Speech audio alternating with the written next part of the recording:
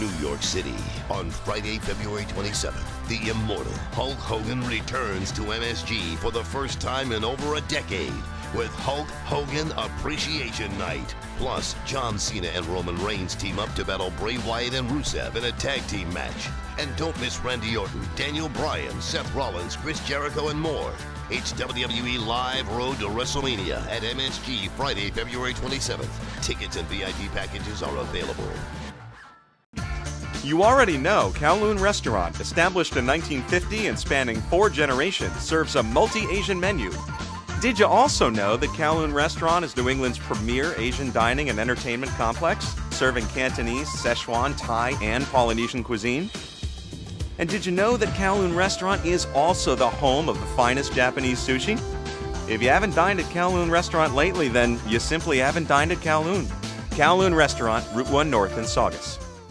This is Shelton Benjamin. This is Harley Race. This is Mick Foley. This is Mr. Wonderful Paul Orndorff. This is the Monster Abyss. This is Daniel Bryan. This is JBL, and you're watching the MWF. Be there live.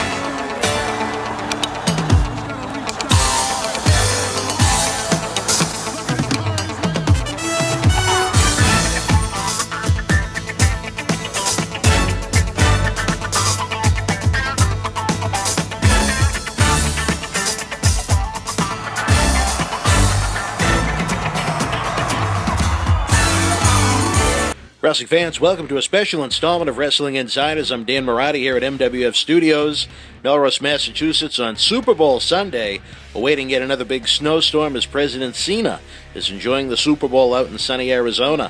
It was 31 years ago this past week that Hulkamania began.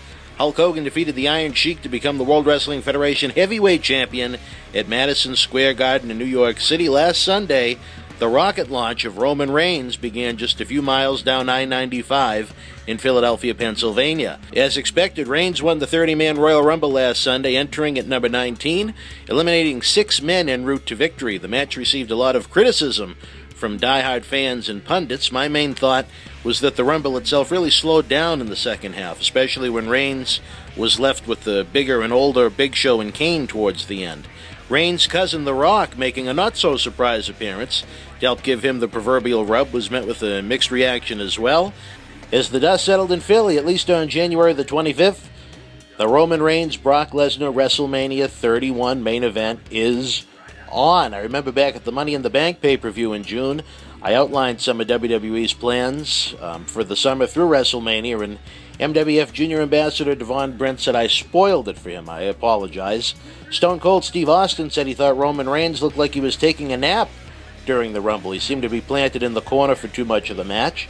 Mick Foley wrote that if Vince McMahon is indeed writing Reigns' verbal promos, that he's killing him.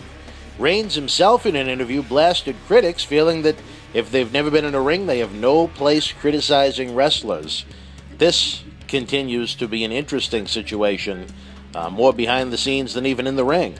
January the 26th was one of the more unique days in WWE history, as they were forced to postpone and cancel TV taping dates in both Hartford and Boston. Hartford had a live SmackDown on the 29th, and Boston will get a Super Show Saturday, June the 27th. If you had tickets to the Boston SmackDown taping last week, they are valid for the June event, or you can get a complete refund. WWE did an exceptional job with what they had to work with on Raw, which emanated from WWE Studios. Fans got the exceptional Brock Lesnar, John Cena, Seth Rollins title match from the Royal Rumble, along with the match itself for free, along with some great sit-down studio interviews with all of its key stars except for John Cena. Roman Reigns came across very different than he does in his written promos, and in my opinion, a superstar that fans could really resonate with more than he has been presented over the past couple months. Raw went off the air with a must-see interview with Reigns and Lesnar, with Paul Heyman asking the questions. He tossed Michael Cole out of the interview area, and that's important to note here, fans. As John Cena Sr. and I discussed on Wrestling Insiders number 31, Paul Heyman brought sellable credibility to the interview. Credibility that, in my opinion, Michael Cole does not have, especially when compared to other voices of the WWE, such as Jim Ross, Vince McMahon, and Gorilla Monsoon. Having Heyman pull the puppet strings made you want to see that match. They made you want to see WrestleMania. What has me wondering is, how do they fill up 8 weeks worth of TV until WrestleMania itself? I see a lot of twists and turns along the way. On SmackDown Thursday night, Reigns had an in-ring confrontation with Triple H. He had promised an announcement tomorrow night on Raw over the controversy at the Rumble. I'm not sure what the controversy is supposed to be, other than perhaps setting up an angle where Curtis Axel was never able to enter the match and therefore never eliminated thanks to the interference by Eric Rowan. That'd be some great utilization for the very underrated Axel, even if it's just for a week. On SmackDown, Reigns went on to defeat Big Show in a singles match. Say what you want about Big Show. He's been around forever, he's turned heel, he's turned face too many times, but he's gone out of his way to make Reigns and several other younger talents look outstanding. He's certainly a superstar closer to the end than the beginning, but he's giving back to the business, just like Kane does, instead of some of the selfish internal power struggles that have gone on with stars of yesteryear to hold on to their spot. The 29-year-old Roman Reigns is poised to join John Cena side by side as the faces of WWE. Cena's 37. He's still the guy, but he's been on top for 10 years now without taking a long break outside of injury, and he's taken a beating in that ring. Who would you choose to take the spot if you don't like the choice of Roman Reigns? You have Daniel Bryan. He's 33 years old, and he certainly has miles to go as a top guy. Do I see him as the guy? No, but do I see him as one of the featured superstars for years to come if he's healthy? Yes.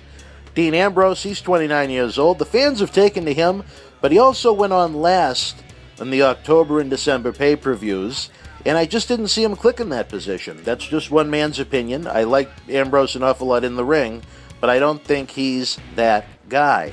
Look at it like this. That's not an insult. You're talking about every professional wrestler in the world. There's one or two people for that spot. Just because Dean Ambrose might be 4th, 5th, 6th doesn't mean he's anything short of great by any stretch of the means. Randy Orton isn't going to be that guy, in my opinion.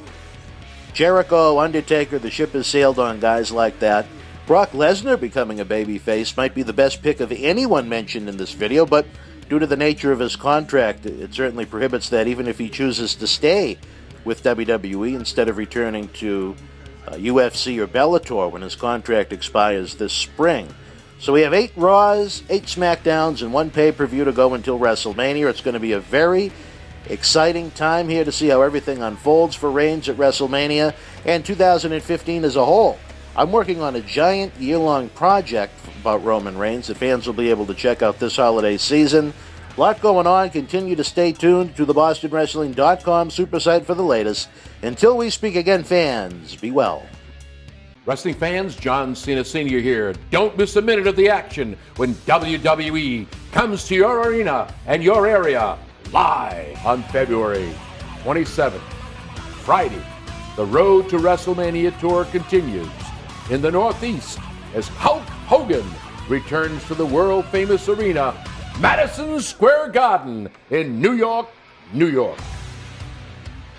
Saturday, February 28th, WWE Live comes to you from the Webster Bank Arena in Bridgeport, Connecticut, with John Cena, Roman Reigns, Seth Rollins, The Big Show, and more.